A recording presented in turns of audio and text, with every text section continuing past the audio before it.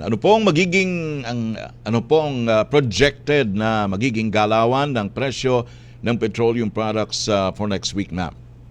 Okay, base po sa 4 na araw na monitoring natin sa Minoplat Singapore at saka yung estimated relevant expenses.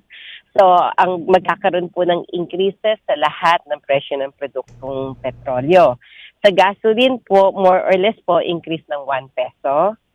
Sa diesel naman po, more or less, increase ng 1 peso and 40 centavos. At sa kerosene naman po, more or less, increase po ng 80 centavos per liter. Teka, parang medyo malaki ngayon, ma'am.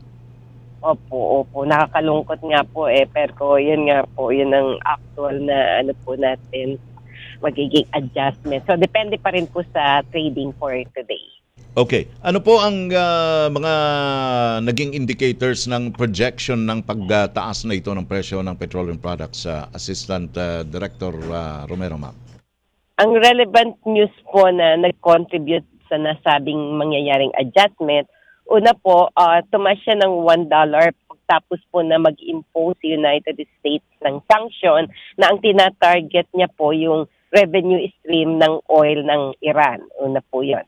Second po, si Saudi Aramco tsaka yung Iraq State Oil Marketer, tinigil po nila yung pag-export sa India refinery na under din ng EU sanction. And third po, nag-intensify yung airstrike sa Russia at sa Ukraine.